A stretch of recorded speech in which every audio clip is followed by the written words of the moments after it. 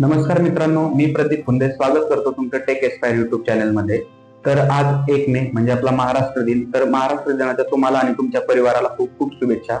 तर मित्रांनो, 30 एप्रिल 2025 रोजी एक सीईटी सेल कडनं नोटीस आली, एक परिपत्रक आलं। तर त्या परिपत्रकामध्ये सांगितलं होतं की 27 एप्रिल 2025 ची जी आपली मॉर्निंग शिफ्ट आहे ती कॅन्सल करून तिच्याऐवजी 5 मे 2025 रोजी पुन्हा सीईटी कंडक्ट करण्यात येणार आहे। तर ठीक आहे मित्रांनो, आपण ते परिपत्रक पुन्हा वाचू।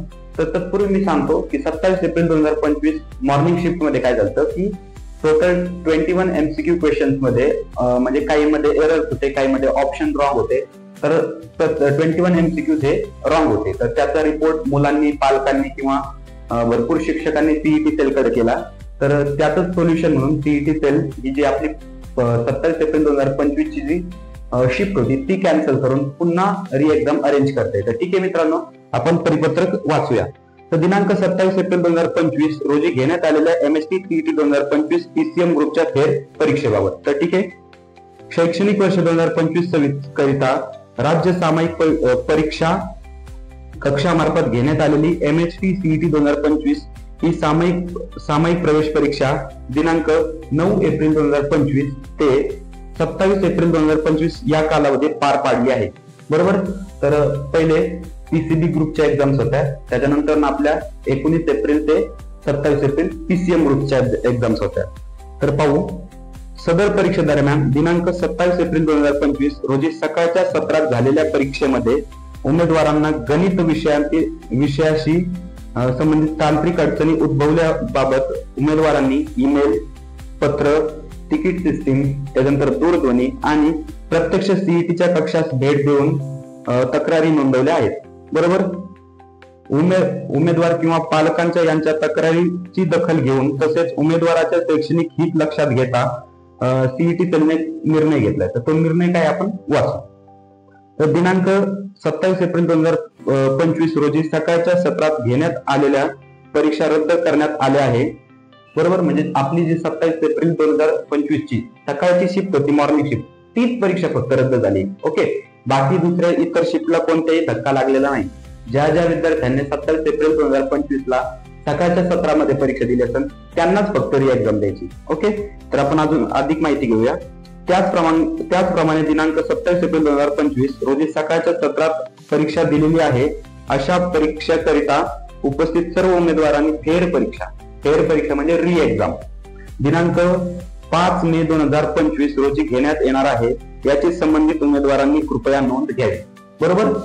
तर त्याच्यानंतर सदर परीक्षेस उपस्थित असलेल्या उमेदवारांची यादी या कार्यालयाच्या अधिकृत संकेतस्थळावर प्रसिद्ध करण्यात येईल। या यादीमध्ये नाव असलेल्या उमेदवारांना फेर परीक्षा देणे अनिवार्य आहे म्हणजे कंपल्सरी आहे।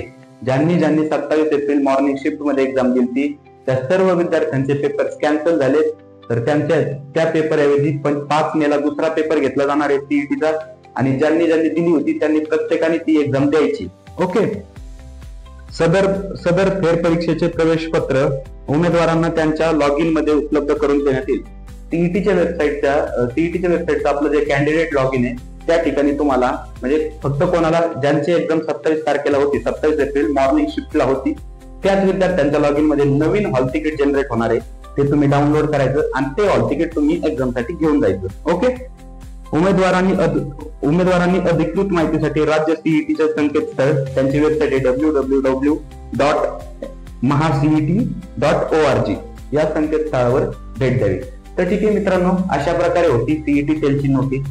तर या सीईटी सेलच्या नोटीस मधून आपल्याला समजतं की जी आपली 27 तारखेची पहिली शिफ्ट होती ती कॅन्सल झाली आहे तांत्रिक अडचणीमुळे, म्हणजे क्वेश्चन रॉंग झाले। तर एक टाइम्स ऑफ इंडियाचं एक आर्टिकल होतं की त्याच्यामध्ये या सर्व गोष्टी दिल्या होत्या ही नोटीस येण्याच्या अगोदर, आणि त्याच्यामध्ये सांगितलं होते की ज्या ऑफिसर्स कडून ही चूक झाली आहे त्या ऑफिसरवर कारवाई करण्यात येणार, म्हणजे सीईटी सेलचे क्वेश्चन पेपर सेट करणारे जे ऑफिसर आहेत, टीचर आहेत, त्यांच्यावर कारवाई करण्यात येणार।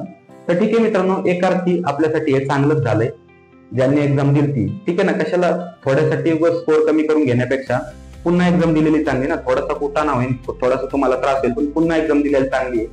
आता आपल्याकडे 2-3 दिवस वेळ आहे, तुमचा अभ्यास तर झालेला आहे, तुम्ही एक्झाम दिलेली आहे, तुम्हाला माहिती आहे नक्की एक्झाम कशी असते, काय आहे, त्याचं सर्व तुम्हाला गोष्टी माहिती आहेत। आता डायरेक्ट तुम्ही 2-3 दिवस पूर्ण तयारी करायची आणि पुन्हा एक्झाम द्यायची.